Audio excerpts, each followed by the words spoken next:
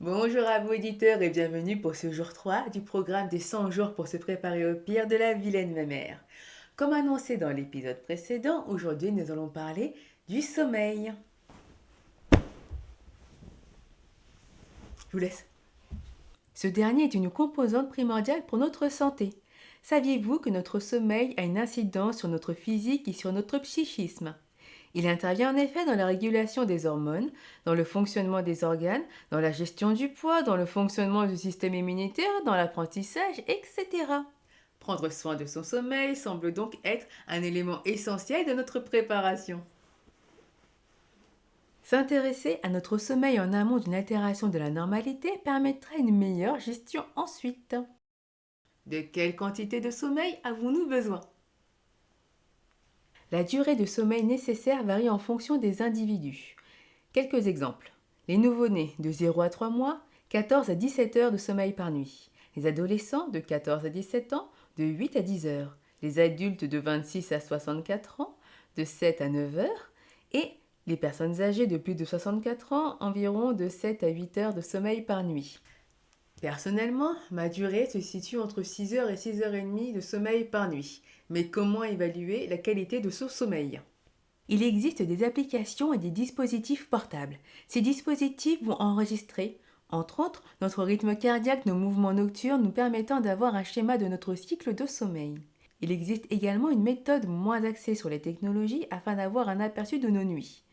On note l'heure à laquelle on s'est couché, approximativement, l'heure à laquelle on s'est endormi, notre heure de réveil, les heures auxquelles on s'est réveillé. Il est possible de noter des informations supplémentaires comme la qualité de notre sommeil et nos rêves. Si vous rêvez des numéros du loto, notez-les quelque part, sait-on jamais. Et surtout, n'oubliez pas qui vous a donné l'idée. Ces deux techniques permettent d'étudier nos routines et de trouver celles nous apportant les meilleurs résultats. Si, malgré cela, nous ne notons pas d'amélioration de notre sommeil, il peut s'avérer nécessaire de consulter un professionnel de santé. Ce dernier pourra déterminer d'autres causes de mauvais sommeil, comme les apnées du sommeil, les troubles du rythme circadien, le syndrome des jambes sans repos. Dans tous les cas, une auto-évaluation est une première étape nécessaire vers le chemin de la guérison. Une fois qu'on a déterminé que l'on avait des troubles, qu'on s'est penché sur ces derniers, il est intéressant de trouver des techniques pour y remédier. Voici quelques gestes à adopter pour limiter ces troubles. Établir une routine du sommeil, se coucher le soir à la même heure afin de caler son rythme interne sur de bonnes habitudes. Créer un environnement propice au sommeil. La bonne température, le bon matelas, l'occultation de la lumière extérieure. Éliminer la lumière bleue des écrans 1 heure avant de se coucher. En effet, cette dernière est un perturbateur du rythme circadien. Éviter les stimulants avant d'aller se coucher. Le café après le dîner n'est pas forcément une bonne idée. Ne pas faire de gros dîners afin d'éviter les reflux gastriques, altérant nos capacités d'endormissement. Une grosse digestion aura également tendance à stimuler notre système digestif, qui stimulera notre système cardiovasculaire et qui empêchera la diminution du rythme cardiaque propice à un bon sommeil. Faire du sport afin d'obtenir une diminution du stress et d'acquérir une bonne fatigue. Pourquoi pas du yoga afin de détendre son corps et son esprit. Une routine de détente permet d'annoncer au corps qu'il est le moment de rentrer dans la phase de sommeil. J'adore cette phase.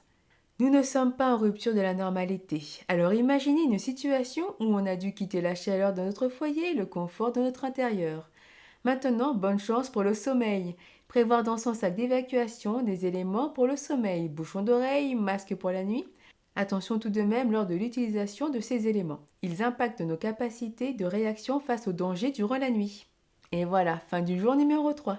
Il est actuellement minuit 50 au moment où je rédige ce script. Je pense pouvoir dire que je suis une très mauvaise élève quant à la gestion du sommeil.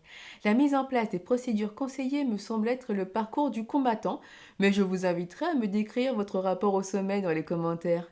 Êtes-vous du genre à avoir programmé une veille automatique sur votre téléphone à 22 heures ou ne le lâchez-vous qu'au dernier moment sur la table de nuit avant de fermer les yeux? Option 2 pour moi, je sais, ce n'est pas bien. Mais j'ai mis des filtres anti-lumière bleue, ça compte, non? Pour le jour 4, nous aborderons la question de l'hydratation. Oups, je crois bien que les 1,5 litre par jour ne sont pas là. Bon, bah la vidéo ne sert pas à rien, hein. Merci au programme. Bon, on a terminé. Je vous dis rendez-vous dans la prochaine vidéo. En attendant, prenez soin de vous et des vôtres et bisous bisous.